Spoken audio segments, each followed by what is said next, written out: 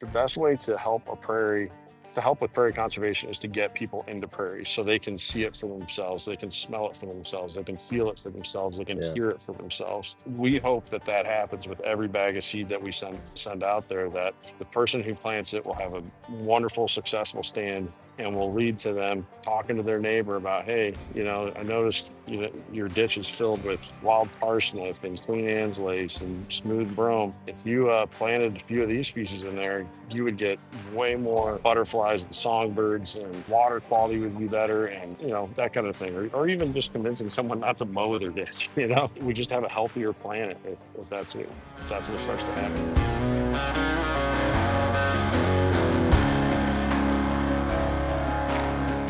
Welcome to the Habitat Podcast, the podcast for wildlife habitat management, hunting strategy, and land stewardship. And now, your host, Jared Van Hees.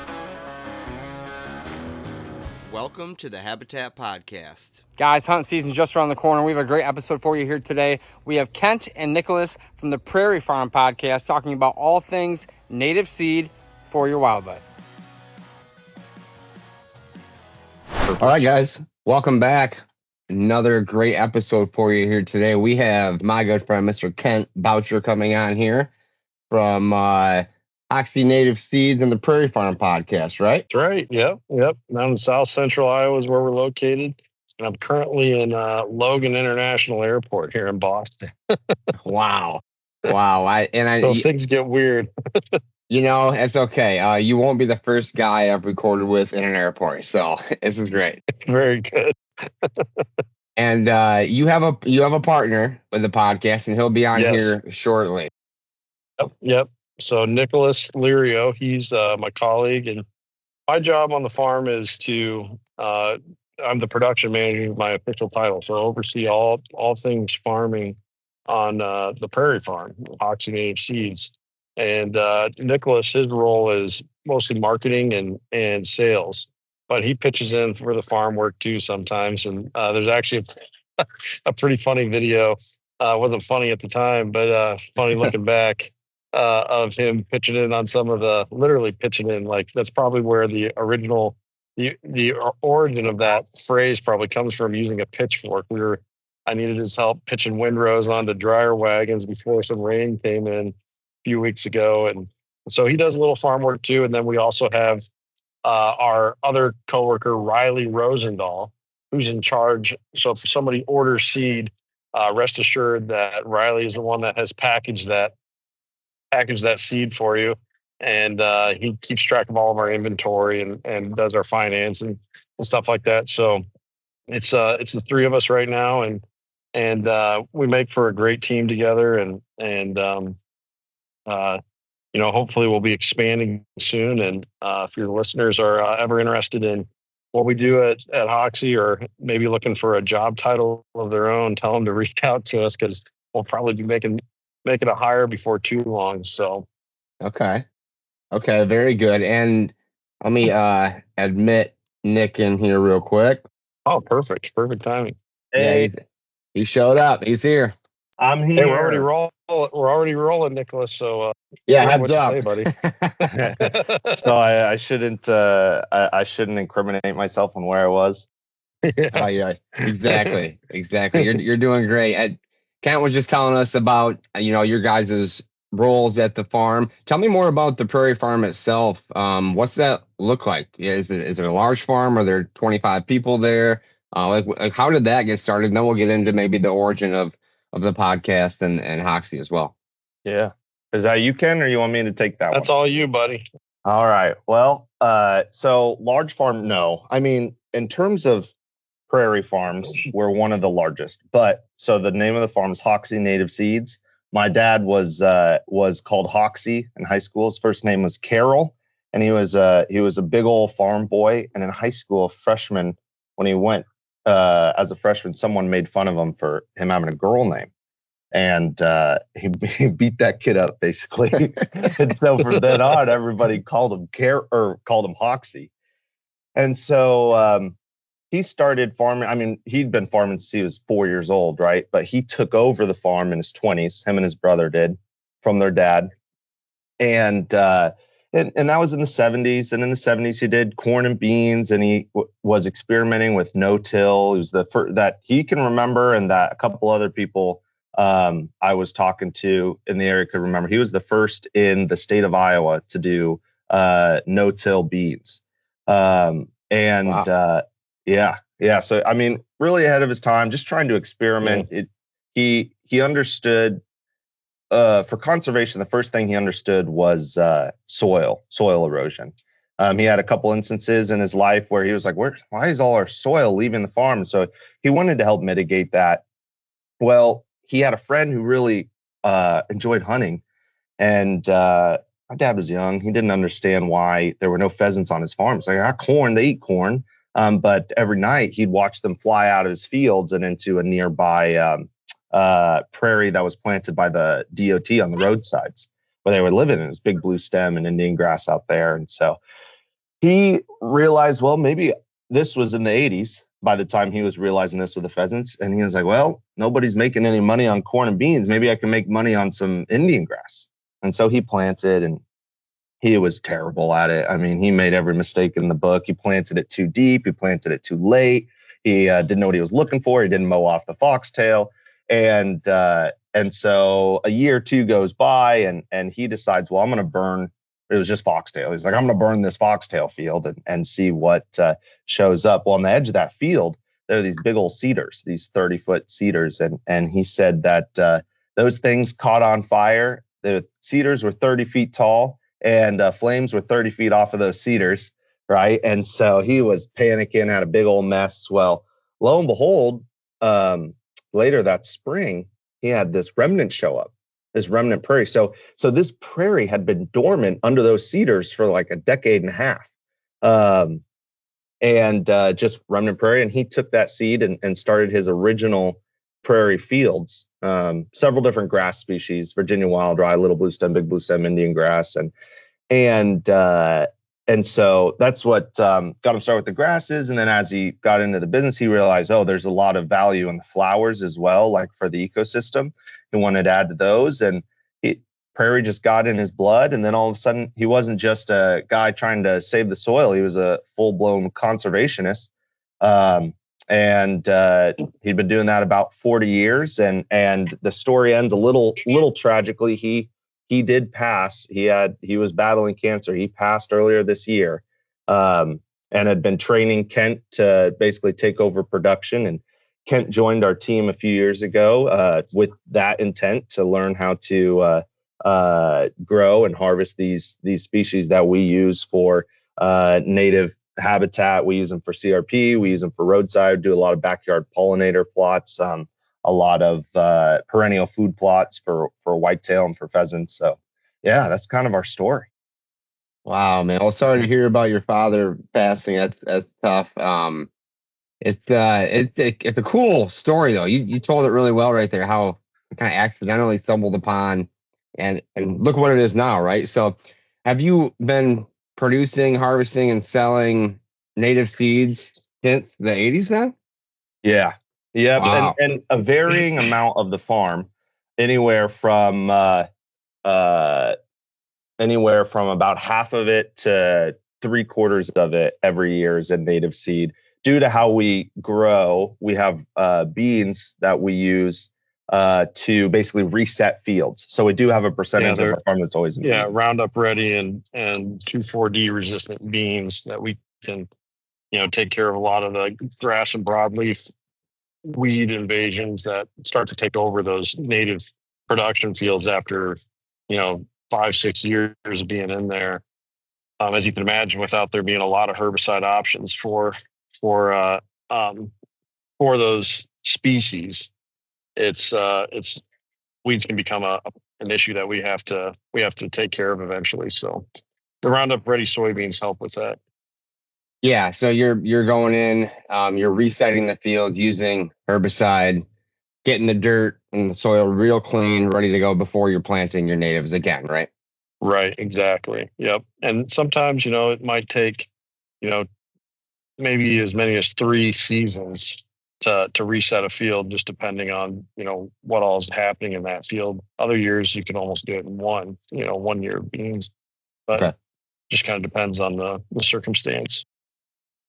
Well, you two then, how did you get interested in native prairie? Like, what made you want to go down this road? And that could be a question for each of you. So Nick really didn't have a choice. We can get into that here in a second. But for me, this is my second career. So I just turned 36, so I'm no spring chicken anymore. And I taught high school biology for 7 years, and then my last year of teaching was kind of a test to myself, because I had some good years teaching, and there are aspects I definitely enjoyed, especially working with good students, kids that really wanted to learn and who were, going into a science type career, that was really enjoyable. But there was just so much off the clock work, and I have a family, and so it was always kind of in the back of my head, like, man, maybe this isn't the career. I do enjoy, biology. I enjoy conservation ecology. I was a big hunter, still am at that time, and so I was constantly thinking, what would be a different career, and I ended up moving out to my grandparents' farm. They sold my wife and me the family farmhouse, and which was enough. It was like 2.5 hours away from where I was living, so it was a big enough move that it was like a time to reset a little bit.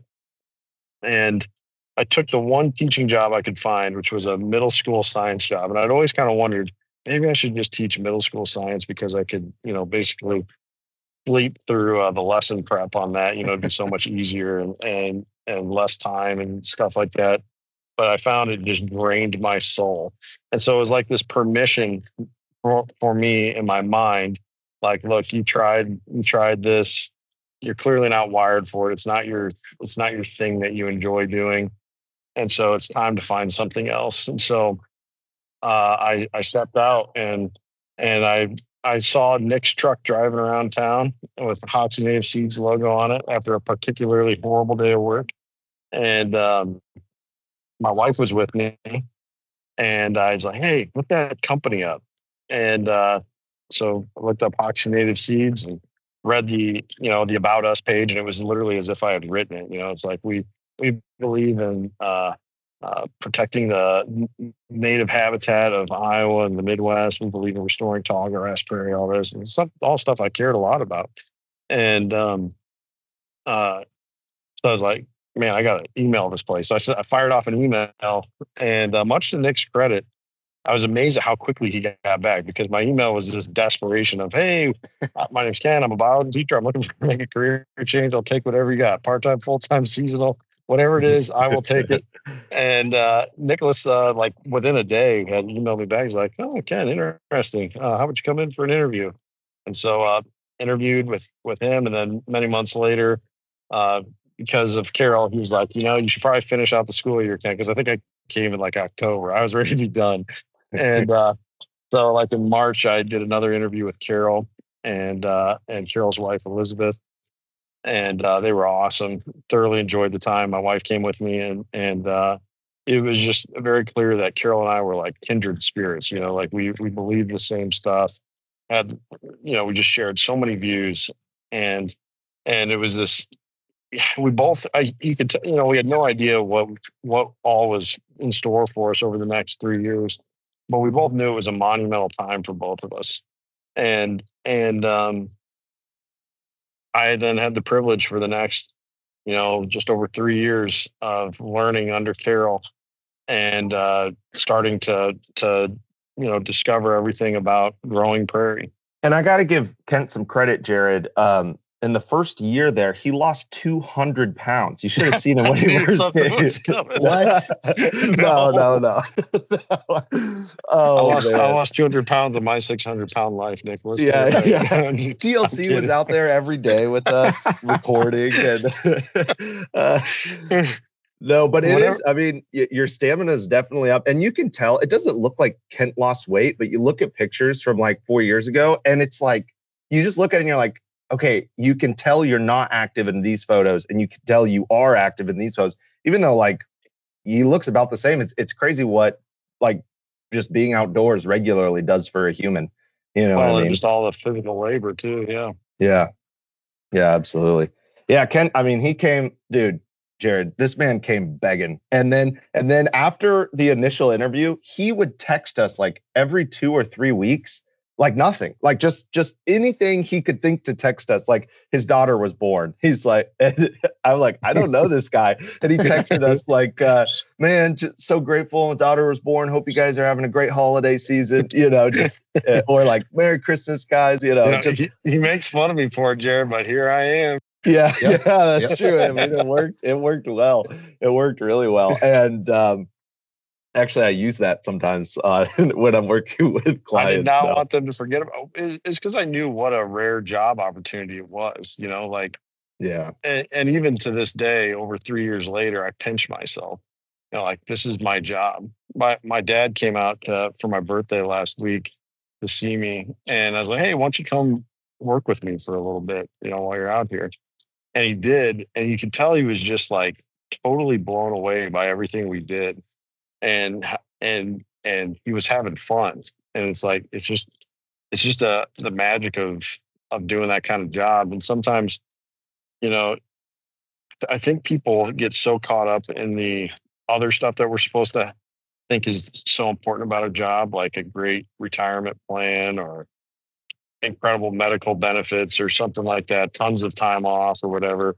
And those things are great, but having a purpose that you believe in and a job that you enjoy doing is, to me, so much more important than all the other benefits that any job can offer. Yeah, we're hoping this year sales are good enough we can start paying Kent money. Oh man, but yeah, no, I mean, gravy on the top. Hey man, I appreciate how persistent you were to follow up with Nick and get that job. And I mean, squeaky wheel gets the grease, right? So That's if you want exactly something, right. Go get it. I was smiling and nodding my head when you were saying that. I mean, I totally get it. So then, you know, you mentioned in the school job, you're too much, let's see, off the clock time. And now you're a farmer. Like that seems like it would be even more, right? Well, I say when you work for a farm instead of being your own farm, you get a clock in. So that's gotcha. But no, in all seriousness, it was stuff that like one of the awesome things about farming is there's more rhythm to real life, right? If it's super rainy outside, guess what? You can't go out into the field, right? And so you can get other stuff done that you need to, or you could even sleep in, you know, or you could stay at home for an extra hour in the morning, have breakfast with the family. Whereas when you're teaching, there's always papers that need to be graded, always papers that need to be graded, always lessons that could be made better, always labs to set up for, always parents to email. Like there literally was, the only end point was the end of the school year. And sometimes even then, that wasn't even the end point because there were special deals with kids that didn't do anything during the school year, and now the school wants them to pass real bad. So if you work with Mr. Boucher and you turn in those 52 assignments that you never did, you might get a C, you know? And it's like all that kind of nonsense that just dominates your life and your mental space and your time at home. My wife says it all the time that our family's life is way better since I switched, because I was there, but I wasn't, if that makes sense. You know what I mean? Yep. I was just always occupied with school stuff. And so it's a huge difference. Whereas now, you know, when I leave work, I can't run a tractor while I'm at home, you know, and I can't run a seed cleaner while I'm in my living room. And so I can set those boundaries a lot more definitively. This podcast is brought to you by Latitude Outdoors. Guys, Latitude Outdoors is one of the top saddle hunting manufacturing companies in the world, here headquartered in Michigan. Guys, I've worked with Kevin, Alex, the guys over there at Latitude. I've been using their products for over 3 seasons here at Habitat Podcast. The first deer I shot was that first big buck on the 15 acres out of my Method 2 saddle. That buck, I shot him out of the saddle using the climbing sticks, the platform, everything to get up, and that saddle is just very versatile when selecting a tree. It's the first time I hunted that tree on the 15 acres. I climbed up that day and was able to make the shot and a follow-up shot on that buck in that saddle. Guys, the saddle is so easy to use. You literally strap it on like a seat belt, like a belt. It's all ropes. There's no metal components. There's no tinging and banging and clunking. I wrap it around, I step into it, I cinch it down, and I'm on my way out. I also use their carbon Speed Series climbing sticks. I got those brand new this year. I've been using those all over bow hunting and gun hunting, from public land to private. Very lightweight, easy to carry, stackable sticks. I ended up putting stealth strips on mine and using daisy chains. They compact very well, hang out of the bottom of my pack. And when I'm wearing the Method 2 saddle, I can easily pick any tree in the woods and hunt. Guys, if you're looking for a way to outfit your property without spending $200 per stand, like I'm gonna do on the new 40, I'm gonna prep a bunch of saddle trees and keep the deer guessing on where I'm sitting. They will not know my true stand location because I will not have one. Guys, saddles are very versatile. I urge you to check them out. Latitude Outdoors. Again, I've been using them for years and they are great products. Latitude Outdoors, thank you for supporting the Habitat Podcast. And then Nicholas, was your choice just, hey, I want to carry on the family legacy? Or, did you try to go out and do other things before working at the farm, or what's your story? Man, yeah, that would be admirable, wouldn't it?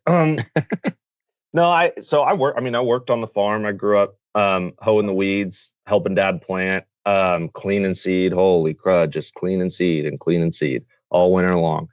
And so I was pretty familiar with it. Went off, and I didn't like it because I was very alone. I'm a little too extroverted, or that word? Loquacious, to be hanging out alone on the farm all day. And back then, I didn't have an iPod, I didn't have a phone. It was just like me and my thoughts for days. And it was terrible. I hated it. Nick used to be an amateur rapper, and he did a lot of his freestyling out in the field. Oh man, dude, that's like semi-true. It's kind of sad. Kids trying to make fun of me, but I'm like out there thinking, because it was cool. It was a nice and so went off to college, and I actually studied Bible and counseling in school. Started in Dallas, got kicked out for making out with a girl and staying out past curfew, and then then went to Northern California, and I finished out there. Thug life, Nick. Yeah, you know me. Yeah, it wasn't even with that girl. I stayed out past curfew with some friends, and our car got booted at a restaurant. So it took us a while to get that car unbooted, and that's why we were late. And then went out to school in Northern California and finished. And the last year is like an internship in that school, and I just did a terrible job. The idea is that you learn a bunch of stuff, and then you actually like intern and serve and learn how to like not be the boss. And they said in California, they were like, look, you guys leave here, the feedback is awesome, except you guys are pretty arrogant. Like, you guys think you know a bunch of stuff. And so I was like, well, I don't want to do that. So they started this program where you have to intern. And I did a terrible job. And I didn't intern, I didn't serve. I just was like a bum that year. And so I was like, man, I need to learn how to serve. I need to learn. And I just felt like going to the farm was the way to do it. And I knew that my dad at the time was 65. And he is truly like a farmer. He's not a business person. He doesn't do paperwork. And in native seed, because there's not a set market like there is with corn and beans, you gotta find a place to sell it. You can't just like bring it to the market. You could wholesale it to people, but sometimes that works out, and a lot of times it doesn't. Like you're net negative on your acres. So I came in, did some field work, to start, did quite a bit of planting, did some hoeing and some weed management, but really was just trying to connect with humans and trying to find places we could put native seed. And then I started it kind of opened my eyes to consumerism. And I see Prairie as a huge part of fighting against the way that we do our economics today. My wife and I have a coffee shop, right? So we think a lot in terms of, we think a lot in terms of Starbucks. And Starbucks, I feel bad for them because they are a product of their own design. That everyone's like, man, that terrible place, it's all just sugar and it's way too expensive. Well, that's because Starbucks was the very first company to have mobile order, where they said, yeah, customers, tell us what you want, we'll give you what you want. And we as customers all said we want more sugar, cheaper, faster, and we want it to be bigger drinks, more sugar, and we kept this consumerism mindset, and we said more plastic and more consumables and more heart risks and all these things. And so Starbucks got kind of stuck in that. Well, that's really a metaphor for how the United States and North America has decided we're going to do economics. And I feel like Prairie perfectly combats that. I think not only is that way of doing things terrible for humans, it's terrible for the landscape. It's terrible for ecology. Terrible for ecosystems. Yep. Yeah. And so I feel like this is my way of being able to help fight that in us. And I say this a lot, Jared. I think I said it last time when you were on our podcast, but humans are sitting on top of a big Jenga tower. And we think that means we get to do whatever we want with the Jenga tower. And honestly, we do. We have the power to be able to do whatever. We could wipe out any species we want at any time, except for Canadian thistle. And and we've taken pieces out of the Jenga tower, and that's okay, like the carrier pigeon. But you take enough, and I don't think that's good, but you take enough of those pieces out, that tower comes tumbling down, and we're on top of it, and we go down with it. So I think we need a little bit of a reset. So while I've been working at Hoksey Native Seeds, that's really helped open my eyes to those things: the water quality issues, the wildlife, the habitat issues, the soil erosion issues, the carbon issues, all of these things, the chemical issues. And so the thing that I got away from that, and then when Kent jumped on board, he made it even more clear with the podcast when we started the podcast. And I remember talking to Kent, looking him in the eyeballs and be like, brother, I don't think anybody's going to listen to this thing, and I was wrong, but we just started interviewing these like truly experts, people who had studied this their whole life. And it really got me appreciating Prairie even more than I already did. I loved rolling around outside in the Prairie. I loved driving through in a motorcycle and four-wheeler when I was a kid. I appreciate it for like what it gave me, but now I'm able to appreciate it for what it gives everything else. And so I love it. Love being here. Great explanation, Nick. And so that being said, I imagine you started the podcast as well. You're the sales and marketing guy to get the word out, to find places to plant the seed, like you mentioned. What's the mission statement behind Hoxie and the podcast?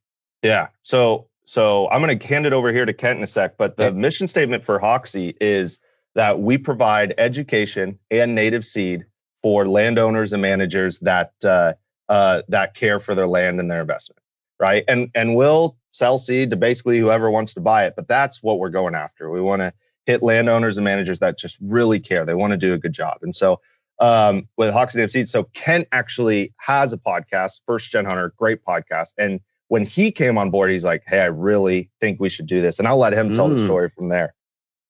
Great. Yeah. Yeah.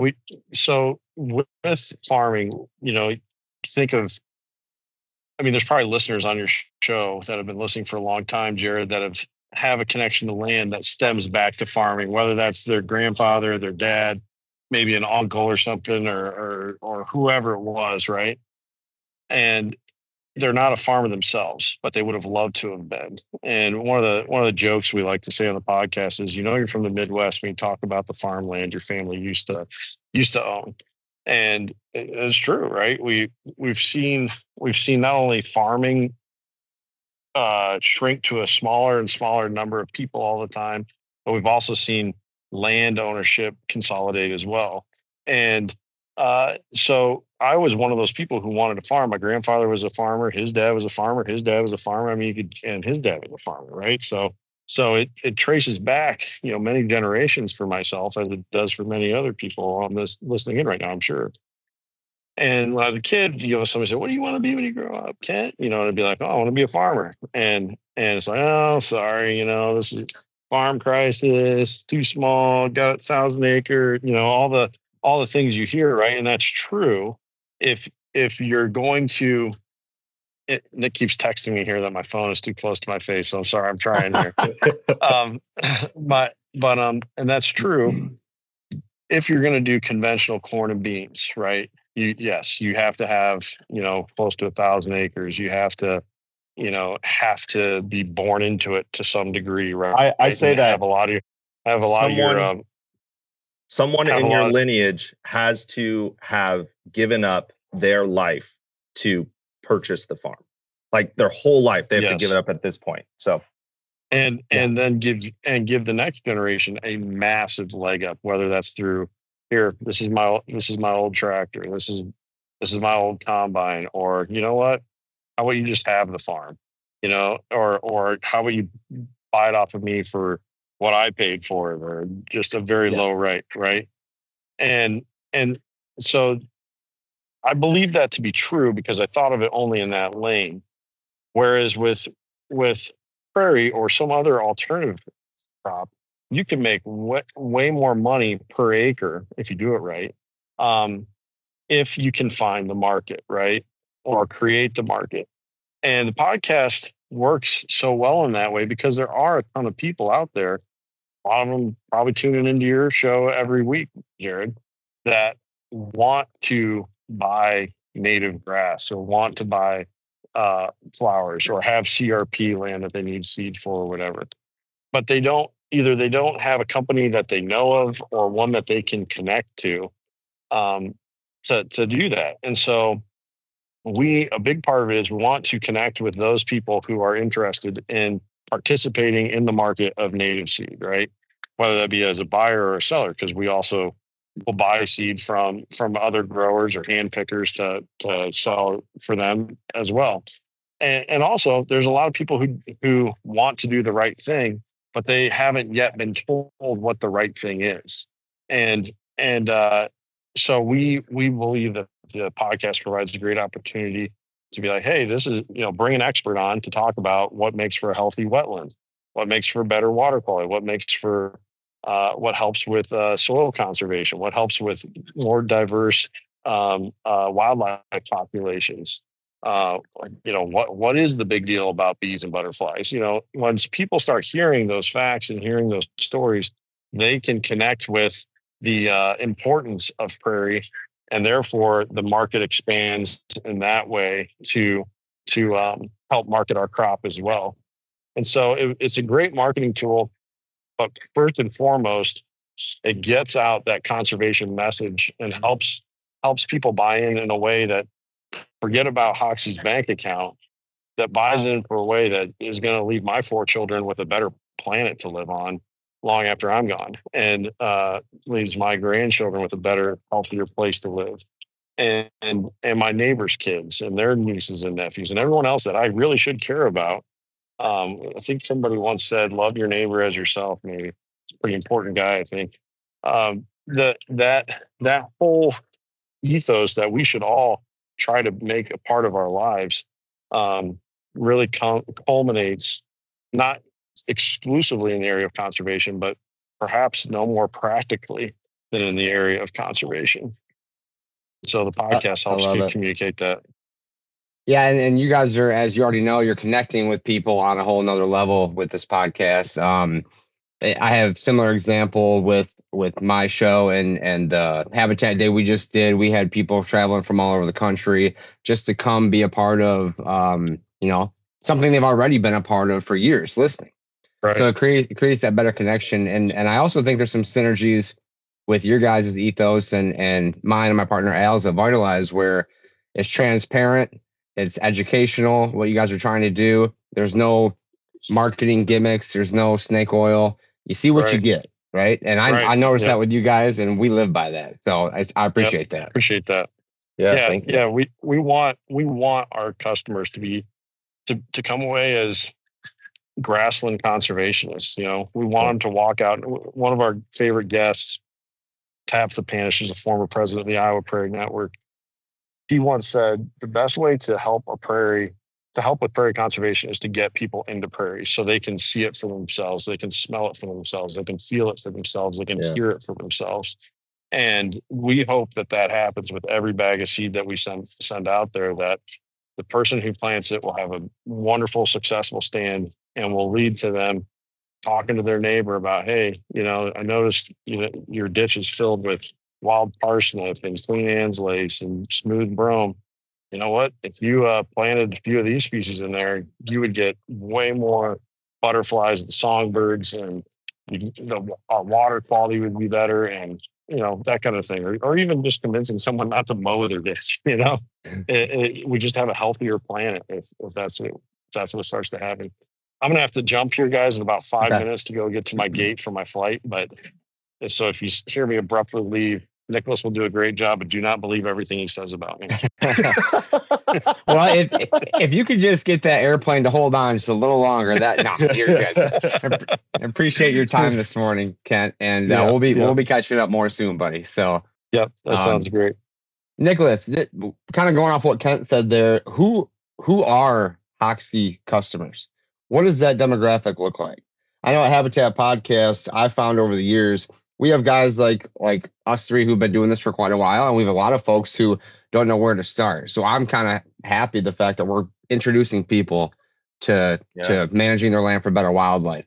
I'm sure there's a bunch of purists out there too that listen, and I know there are, but like the introductory part of it's kind of cool. So who are your customers? Who are the guys buying your seed? That's a great question. I'll give you a list of the different kind of people that have bought in the last 12 months. How about this? Traditionally, it has been CRP. CRP until maybe 4-ish years ago was like 90% of everything we did. And I hated that. Not because CRP is not great. I think it's a great program. I've noticed about a third of CRP is just done so poorly. Like the landowners like, give me a check. And they're cheapest seed they can get, and so it's like, I don't love that, because there's a pretty good chance that the seed that we put out there is not going to thrive. So it's not my favorite thing. That's one reason. But then the other reason is that means we're a company totally dependent on government policy. And that it goes against my grain as a human being. I just hate that. So and so people talk a lot about the native seed industry being subsidized, and like the sad truth is it's fairly real. It could exist. There are other industries that couldn't exist if it wasn't subsidized. We could exist without it, but I mean, it's a huge part of what we did. So, but a part of that was because my dad wasn't a salesman, but people were actively searching for CRP seeds, so they just call them up, so he didn't have to work to get those sales. Well, about 7 years ago, my brother-in-law was in my position at the time, and he was actively working to get us off of that. And he did a pretty good job. And then say 3 or 4 years ago, we were getting down to 50% or less of CRP. So that sets the stage. The last 12 months, a lot to hunters, like a lot. Native perennial food plot, CRP mixes that are customized for whitetail deer or for pheasants or for quail. A lot for native pasture. And I wouldn't say giant ranchers. I mean, we've had a couple orders, but it's mostly like, hey, I've got a homestead. I've got 4 acres of native pasture. And I love those. And here's why. 4 acres, someone with 4 acres is going to be a little more willing to spend $250 an acre for a really good mix versus someone with a giant ranch is like, hey, I got like $110 per acre that I can afford because I'm doing 300 acres, right? And I totally get that. And I'd much rather have them do it than not do it. But I love seeing those 1/4 acre to 5 acre plots where they say, give me all the works, and it's honestly, I don't like percentage wise, I don't think we make any more money on those mixes. It's just, I know that those mixes are going to be a bomb of an ecological benefit in their area. And so hunting, we got native pasture. We got a lot of backyard pollinator, just people who are sick of the green lawns taking up their whole yard. I love green lawns. I think they've got a huge use. I like the idea of being able to play in my yard. But I did the math one time in the greater Chicago area. This is one city. In the greater Chicago area, if every household that had a lawn, a 1/5 acre or bigger, put 500 square foot. So that's just like a medium-sized room. That's a very small part. 500 square foot into a backyard pollinator, you would end up having like 4,000 acres. Maybe it was like 3,900 acres or something like that of this pollinator.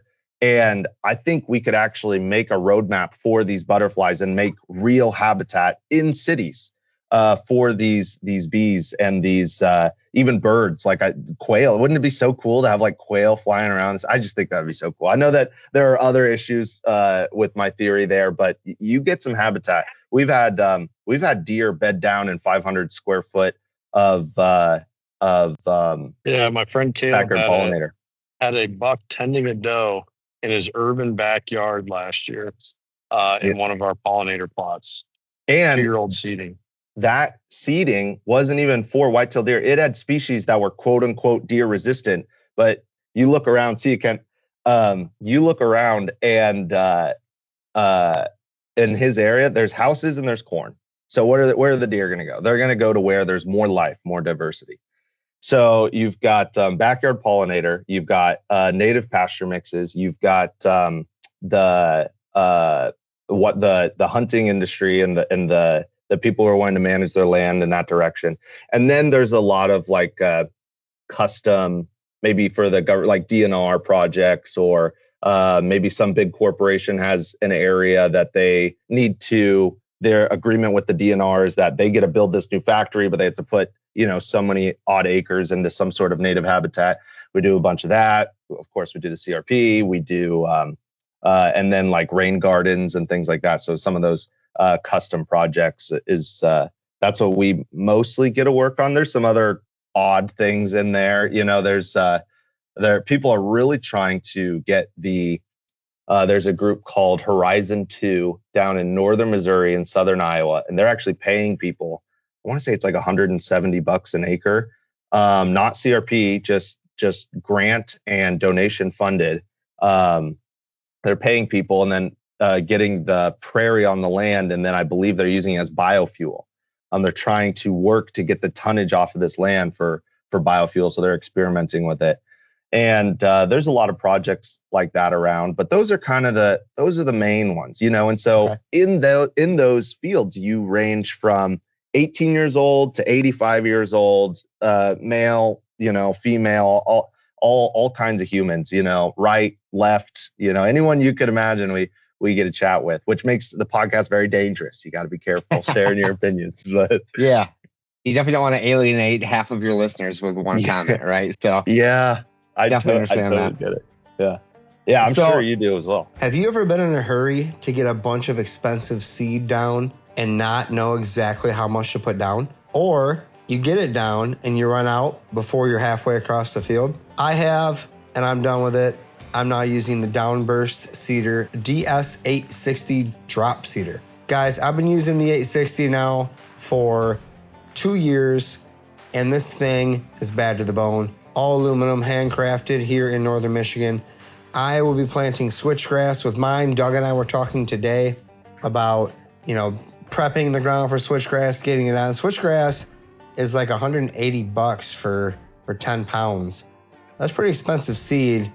I'm not just going to willy-nilly throw it out there. So my Downburst behind my ATV or tractor or side-by-side will be exact 99% accurate with this seeder for any sort of expensive seeds. You can run any of our Vitalize mixes through there. You can run expensive seeds like alfalfa, clover, brassicas, and get exact rates. Don't end up with golf ball sized turnips anymore. Get the correct rate down and don't waste your money by wasting seed.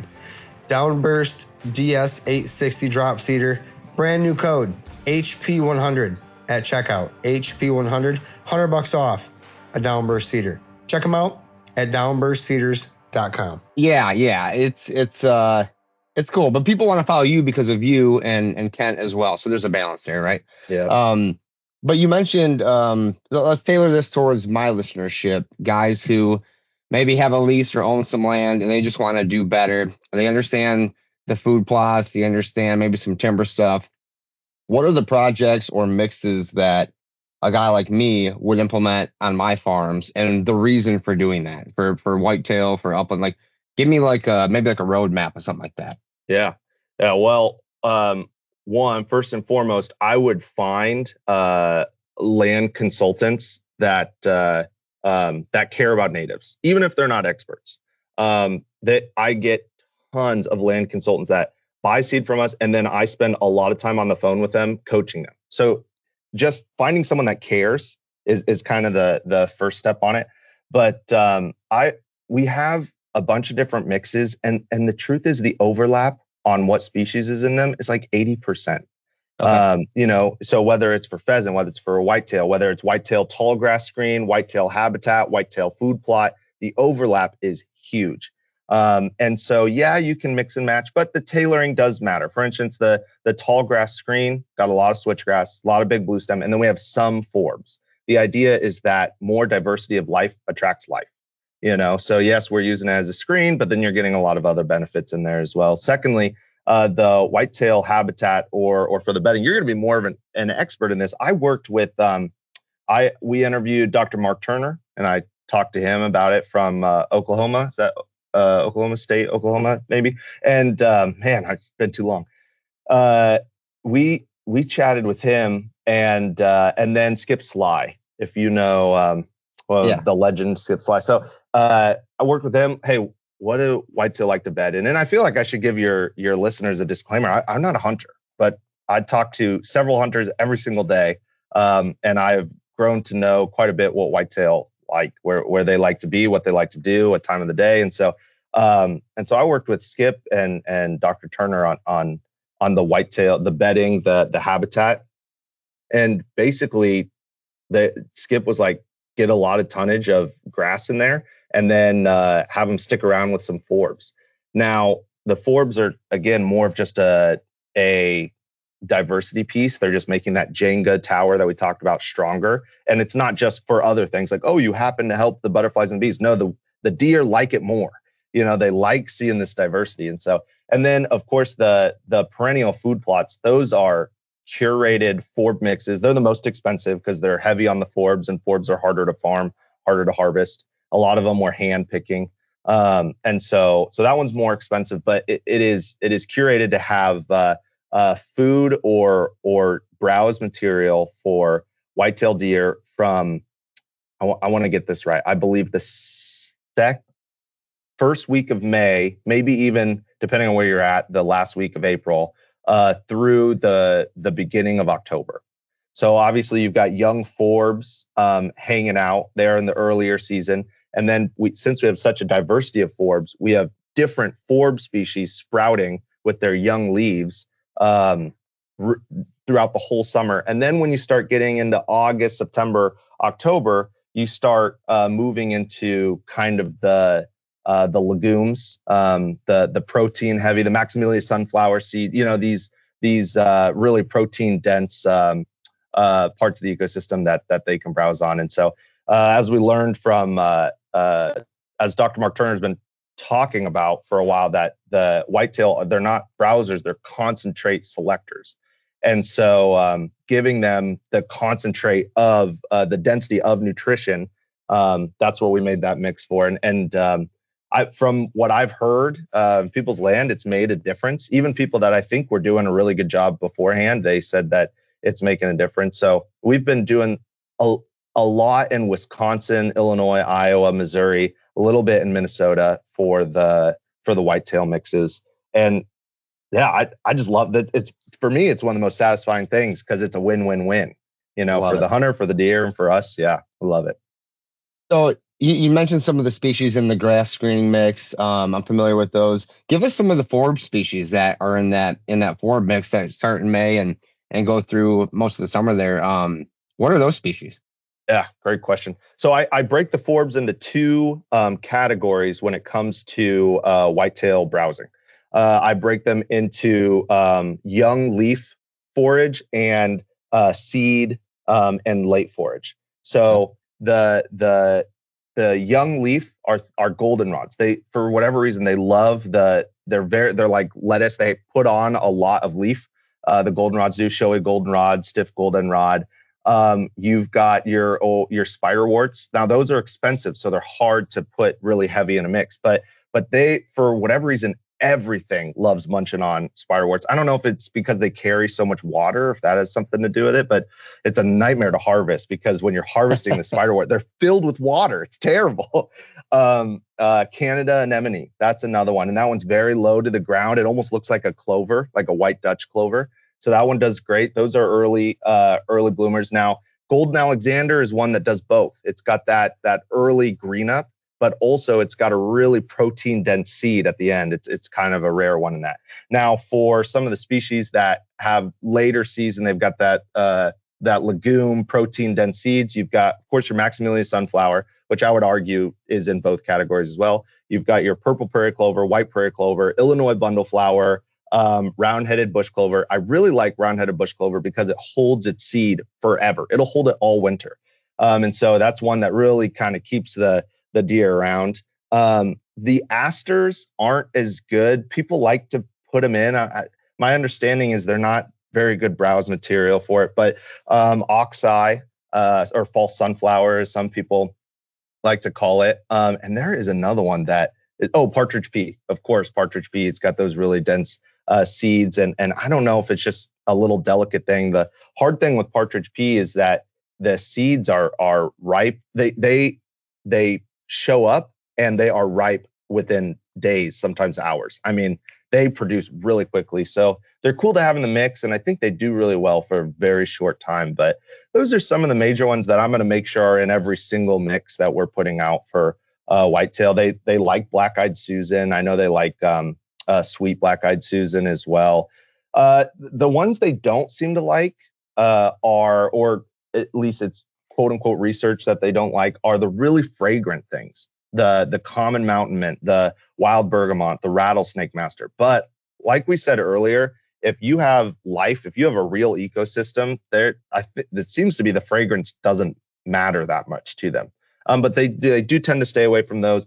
Coneflowers, they really like early season, and then they'll avoid later, especially because a lot of the coneflowers have these like really uncomfortable little pines on their stems. And so if you've got a ton of coneflower, they don't love that. But early season, they really like the green up on those coneflowers. Awesome. Very, very cool. And a lot of those there are not stuff you hear about all the time. So that's why I wanted to ask and get this out here.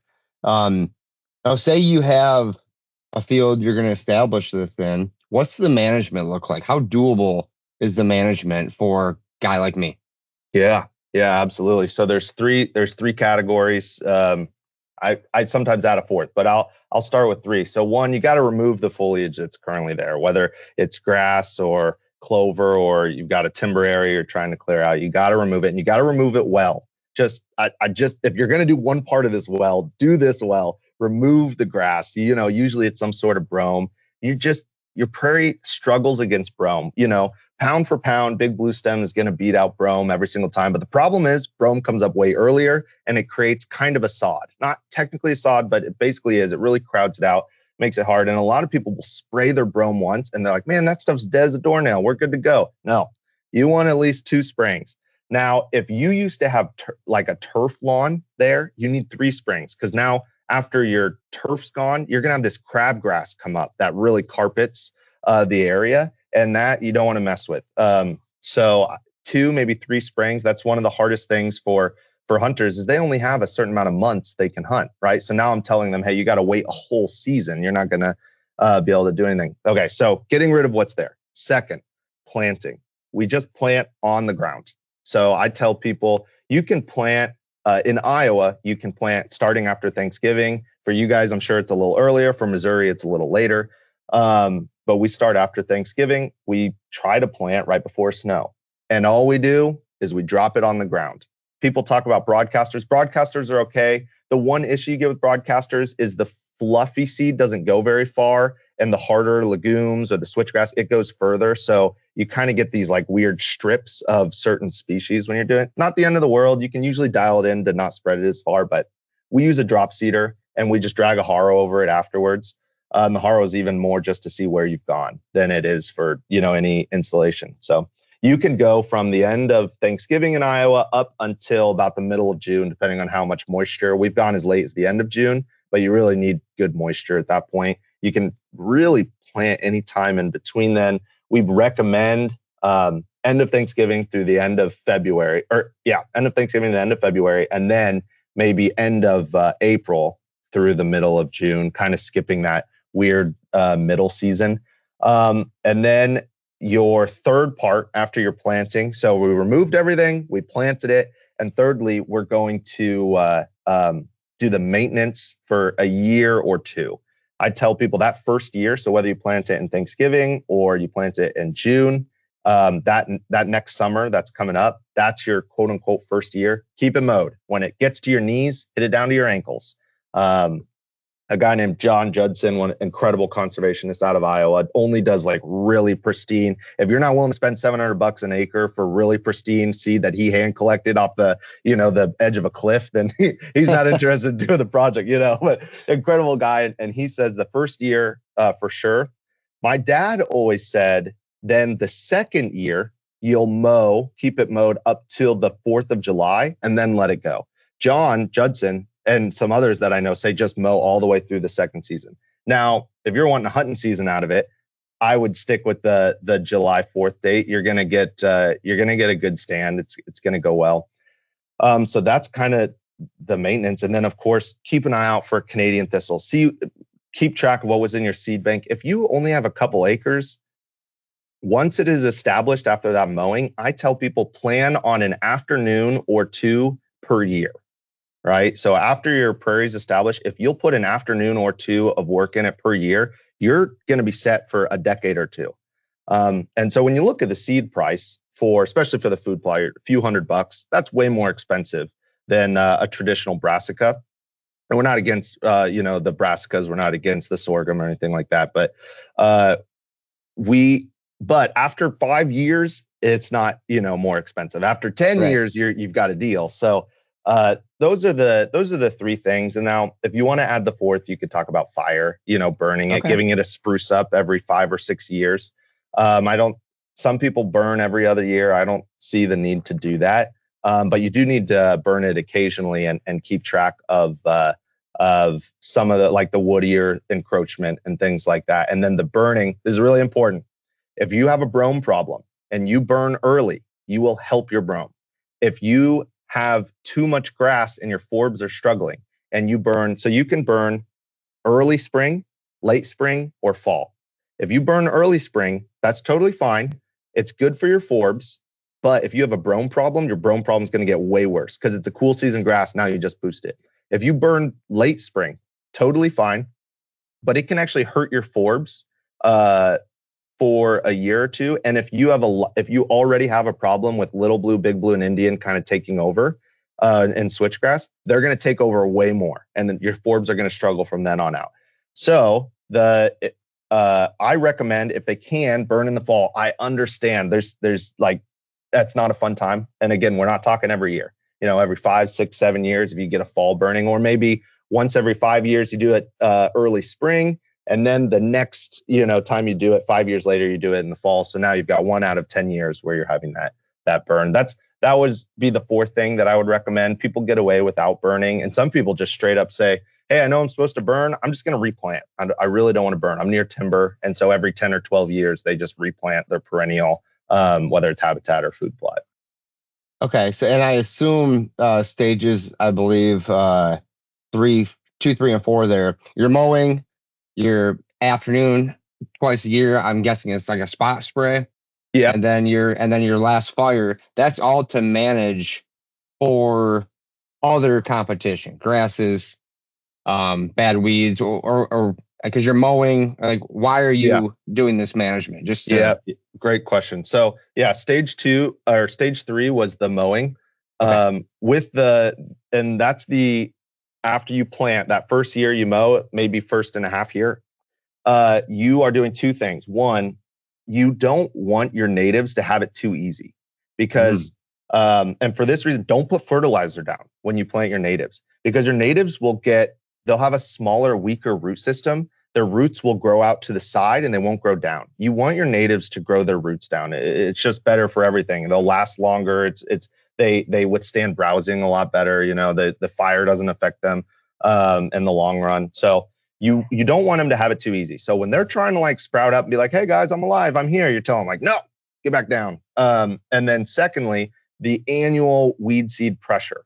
Now there have been like really in-depth studies where they don't mow, but instead of having a solid prairie the second and third year, they're having to wait till the fourth, fifth, and sixth year to get that solid prairie, because the first few years is just it's just pigweed, it's just velvet leaf, it's all these the sweet clover, these things that love disturbed soil. These species, these annual weeds, they're designed to fit in wherever they can just for a little bit before the prairie starts to take over. So they're like an early successional species. Now, if you mow them off, you will actually increase the prairie speed of being able to take over and get rid of these annual succession. So common sense, we tell people when they're mowing, hit it from their knees down to their ankles. But common sense would say when the weeds are getting ready to head out with seeds, get them out of there.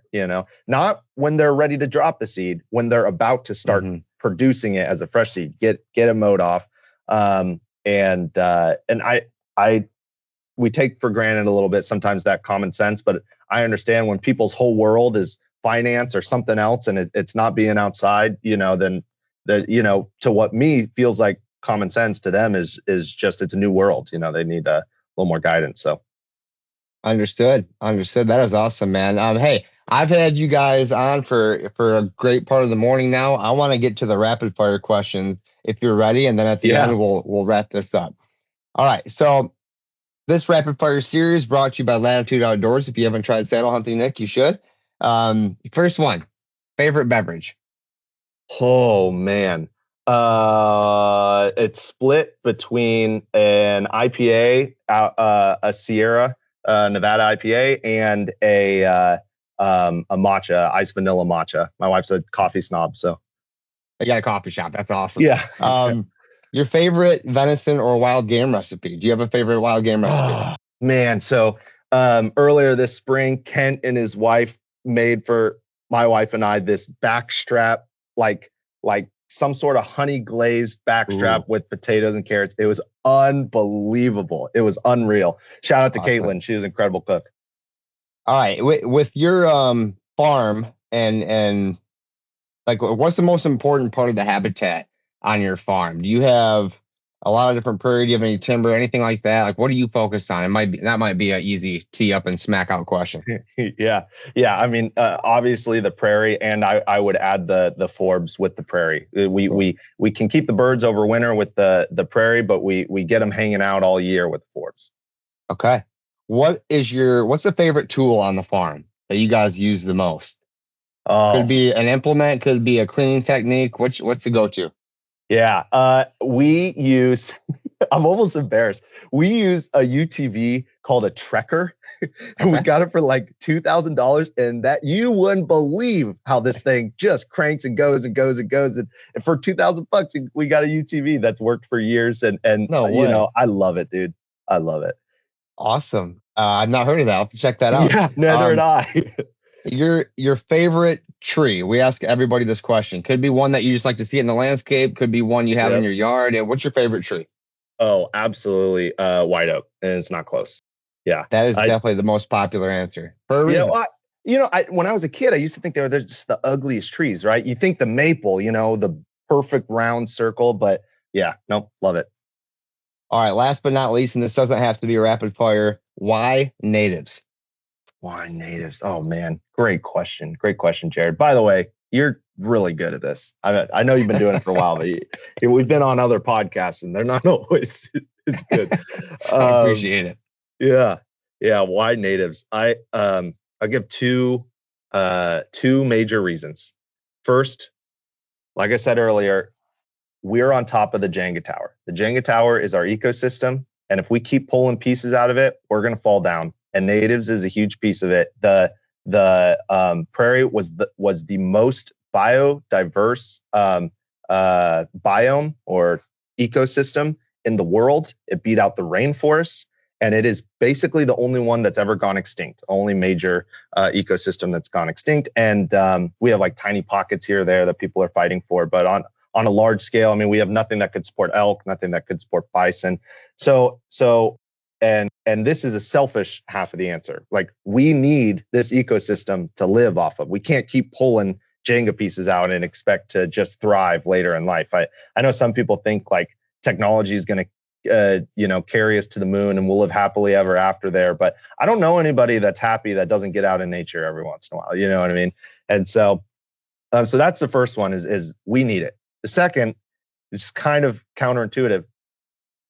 It's not always about us, man. And I love some of my favorite people in the world are whitetail hunters. So I don't mean any disrespect on them or the industry, but like sometimes and I love big bucks and I like high scores. I love all of that stuff. And I remember celebrating with Kent when he hit like a lifetime buck a couple years ago. Like, I was stoked for the man. But if all I hear is that gets tough, you know? And what I'm actually hearing is I'm not hearing numbers. I'm hearing, well, me. And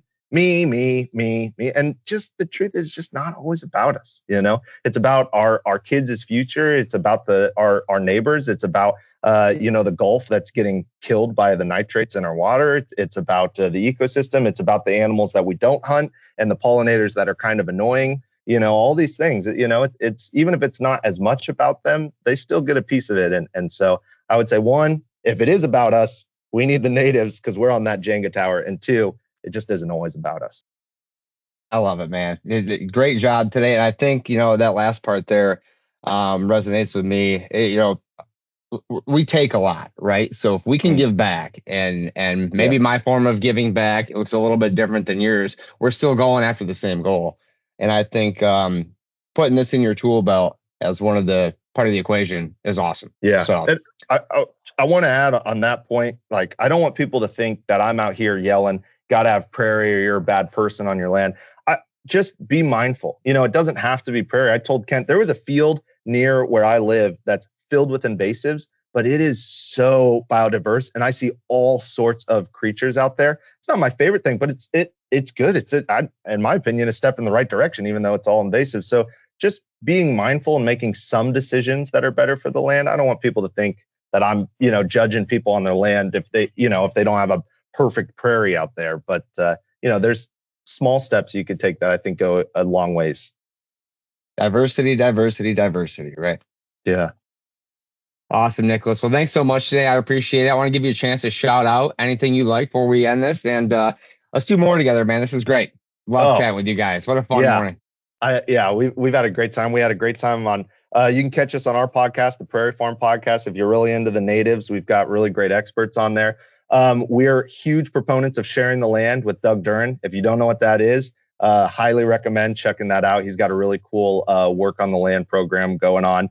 And last but not least, if you need some native seed, HokseyNativeSeeds.com. We've got what you need. You can order right online or you can give us a call and we can customize something for you. Awesome, Nicholas. Thanks a lot, man. I hope you have a great week. We'll catch up soon. You as well. Thank you for tuning in to the Habitat Podcast. We really do appreciate you guys coming back every week to get this awesome Habitat content. And we would appreciate it if you went to iTunes, Spotify, wherever you listen to this podcast and leave us a 5-star review. That helps us continue to grow and trend in the right direction, attract new listeners, and help us provide better content in the future. Guys, we have a website full of resources. We have a blog on the website. We have YouTube, Facebook, Instagram, all linked up at habitatpodcast.com. Our land plan services, merchandise, decals, hats, t-shirts, and I give away a free 5-inch decal to anyone who leaves us a review on Apple iTunes.